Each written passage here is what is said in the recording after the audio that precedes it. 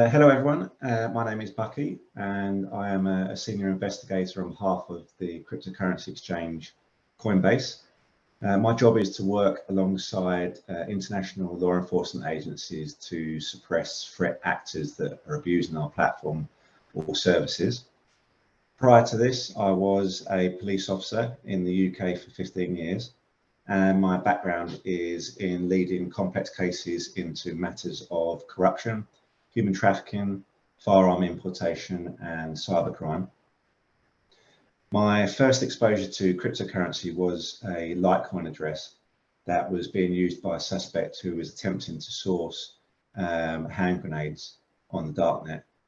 And my final public duty before joining Coinbase as an investigator in August 2021 was to construct one of the UK's first darknet investigation teams in the police. All right. Hello, everybody. My name is Kristen Spaeth. I'm based out of New York. I have 8 years experience in cyber investigations. And let me backtrack a hot second. I'm an associate manager on the Coinbase and global investigations team. So prior to joining Coinbase, I was a senior cyber crime analyst at the Manhattan District Attorney's Office, where I was the investigative lead on a lot of long-term complex investigations that include fraud and identity theft, network intrusions, terrorist financing, pretty much any sort of crime that can be committed using a device or a computer. I joined Coinbase in June of 2021, and my first exposure to crypto was through one of my investigations, where we were looking into an enterprise corruption group where they were soliciting debit cards online through Telegram vendors, and I was able to identify one of the ringleaders of this enterprise using crypto, and also going through over 20,000 security videos, which will be a topic of conversation for another time. And so right now I am a subject matter expert on OTP bots, and Bucky and I work together on pretty much any sort of crypto crime that crosses Coinbase. So Bucky, I'll pass it over to you. Okay, thank you. So before we begin, for those of you that have not previously had exposure to our platform, who are Coinbase? Well, Coinbase is a cryptocurrency exchange platform that was founded in 2012. We've recently celebrated our 11th birthday. We are the largest US-based exchange in terms of trading volume and the first virtual asset service provider to go public. We currently have over 100 million verified users and operate in over 100 countries around the world. The company was born from the idea that everyone deserves equal access to financial services. Our primary mission is clear: to increase economic freedom around the world.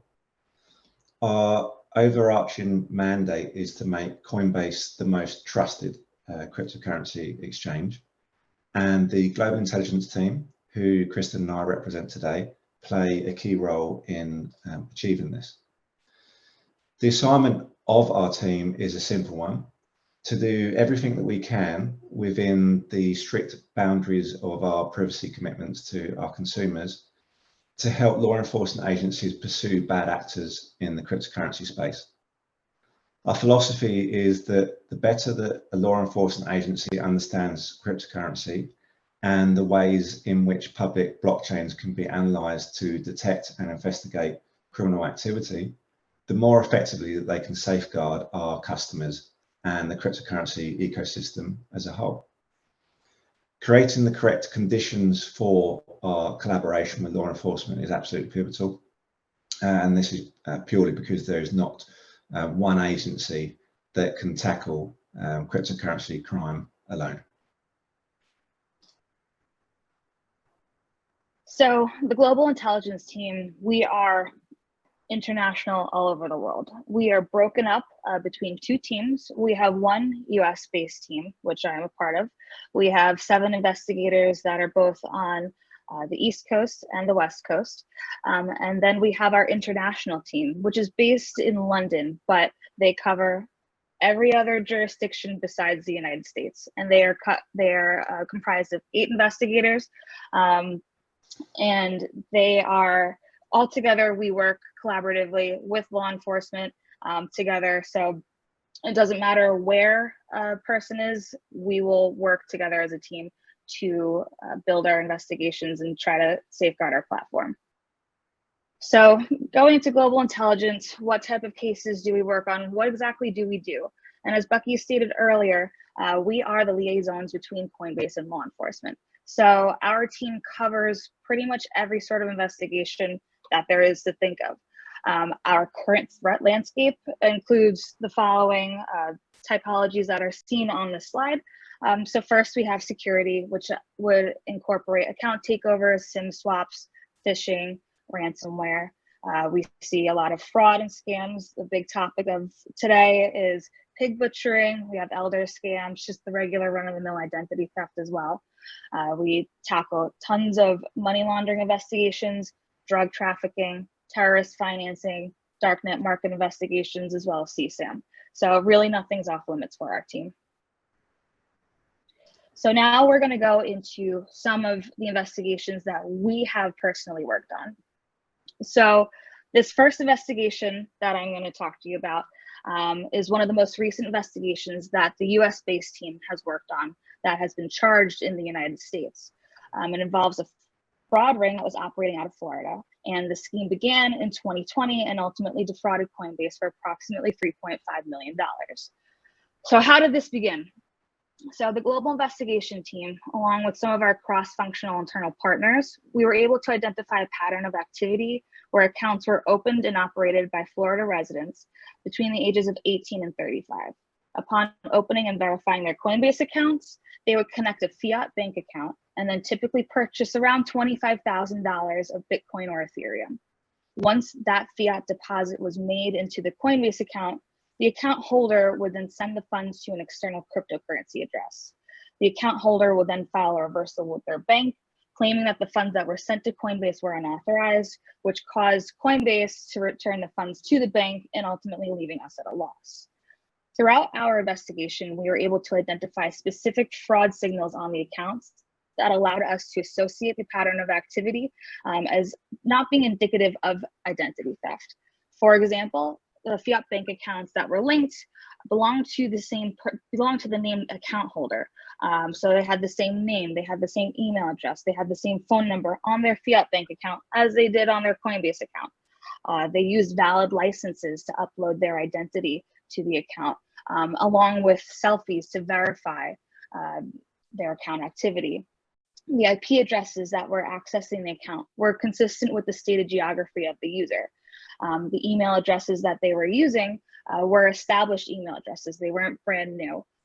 So along with other characteristics that we saw on these accounts, we were able to quantify that these account holders were the true account holders and the person in control. In mid to late 2021, the scheme evolved a little bit using some more sophisticated tactics. This would include the uploading of non-Florida synthetic licenses and fake IDs for accounts. So these would be completely fake accounts. The pictures that were being used were repetitive. So you would see accounts that had similar patterns of activity, and the identity that was uploaded had the same background. So you could tell that whoever was in control kind of had these people on a revolving door. So these accounts that we were identifying through this more evolved scheme, they also had more recently created email addresses. They were using USDC or USDT, which are two different types of stable coins, rather than Bitcoin or Ethereum. So what did our team do in addition to identifying these accounts? We were able to trace the funds to another exchange, and we were able to work with law enforcement. We worked with the United States Secret Service along with the Department of Justice. And ultimately, we were able to identify 163 mule accounts, as well as the leading members of this scheme. So these members were charged in August of 2022 with defrauding banks and cryptocurrencies. And actually recently, in April of 2023, the leader of this scheme pled guilty to the entire thing, to all the charges placed against him, as well as restitution. So throughout our collaborative efforts with law enforcement, we were able to successfully identify and take down this fraud ring that it took years between our teams as well as law enforcement to fully identify, collaborate, corroborate all this information to a successful conviction of these individuals. Great, thank you, Kristen. Before we step into the second event, it will be beneficial to highlight a key component of our financial crimes compliance, which is KYC, which is an acronym for Know Your Customer. While many people believe that KYC is simply a one-time event, enabling a user to onboard onto our ecosystem, at Coinbase, it's actually a life cycle. So identity verification starts with a set of identity images or documents, front and back, that are captured by the user. Once acceptable images are taken, then we send those to our security partners, who are companies that specialize in validating documents with proprietary anti-forgery technology. But these documents are often accompanied by a selfie photograph, which can be really good for background context for investigators. And not only does it help us to attribute the account and its registrant, but also potentially the location that the image was taken. And it's this feature that helped us to unlock this next specific case study. So this is a demonstration that illustrates how we identified a London-based robbery gang that was coercing Coinbase consumers in order to steal virtual assets that were worth over $200,000. The initial springboard for this investigation was a standard subpoena that we received from a UK law enforcement agency disclosing an allegation of a street robbery. It contained very little information. At that time, the offence was being treated in complete isolation, with no apparent ties to any other criminal events. The victim initially told officers that their phone had been stolen, their Coinbase application had been accessed, and then all funds had been drained immediately without their authority. Scrutinising the victim's Coinbase account during the relevant times that we've been provided in the subpoena, we could determine that an identity verification refresh as part of this life cycle had taken place during the very early hours of the morning that the offence was alleged to have taken place. The selfie photograph that was uploaded by the account holder had been taken by a third party, and we know that because both hands of the victim could be seen. And it appeared to be in a licensed premises, a bar. A crowd of people and alcoholic beverages could be seen in the background. However, the photographs that had been taken of the account holder's driving licence and uploaded at the same time showed that the document was being held by a hand belonging to a person of colour, whereas the account holder themselves was white. Although we appeared to have helped provide police with some corroboration of the victim's report, this is where we found our first challenge in trying to automate a process, procedure, or framework that might help us to detect and prevent similar instances in the future.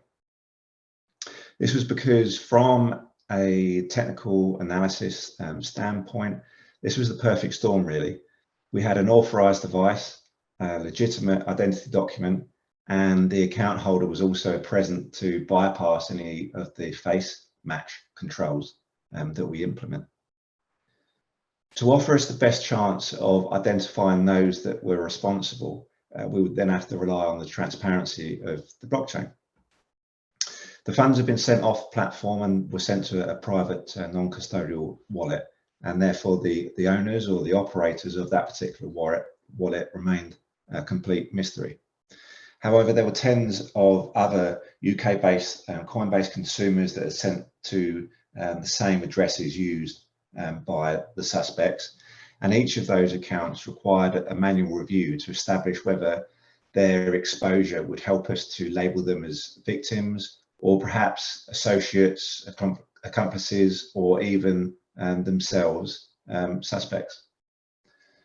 This interrogation enabled us to piece together an event timeline, locational preferences of the crime group, hoping that we could potentially fathom where they may next strike, and also victim demographics to ascertain the consumer nexus that was most at risk. It was at this particular point, reading disclosures that the victims had made to our customer support teams, that we learned that the offenders were targeting individuals whose judgment was impaired due to intoxication. So to bypass security on the victim's phone, the suspect would engage the victims in conversation up to the point where they were being invited manually to input and save their telephone number in the victim's contact list. And it was also at that point that the funds were stolen from their Coinbase app. This was crucial information for police, who were struggling to identify all of the victims. Some of the victims were adverse to making a formal police report, but even still, they were happy to complain to Coinbase to try and have their funds reinstated. So there was some information they were willing to disclose to us, but perhaps not to police. From here on, we identified a further 27 additional victims and 5 accounts that we alleged were suspects and beneficiaries of the stolen funds. The offender's biggest mistake was forgetting to charge their wallets with enough gas to allow them to shift their ill-gotten gains on the Ethereum blockchain. They had stolen some loot ring tokens from one victim, and those tokens became stranded on an address that was attributable to the suspects. And to facilitate their onward movement and then subsequent liquidation into fiat currency, a small amount of ETH was used to top up that wallet, and that was sent from a Coinbase account, which belonged to a male from London who resided within the vicinity of the victim demographic. A study of their transaction history also revealed a direct inbound transaction from another victim that we identified. So it was with that discovery that we promptly compiled a comprehensive intelligence report, which we disseminated to the City of London Police and later reinforced over a number of verbal briefings and meetings. We also circulated a summary of that particular modus operandi to cryptocurrency industry colleagues and carefully selected cross-function stakeholders, should they potentially in the future find themselves in the receipt of similar intelligence belonging to the same threat actors or threat group. The final outcome of this case was the apprehension and criminal conviction in the UK of 5 males who were sentenced collectively to 11.5 years imprisonment, and they were found guilty of committing a series of crimes that the police were otherwise unaware of were connected up until that particular point. And with that, that concludes our presentation for today. If anybody needs to reach out for us for any reason, if anybody has any investigations that they would like to collaborate, questions, our contact information is listed in the slides, as well as on our bios. So please let us know if we could help you in any capacity. Thank you very much.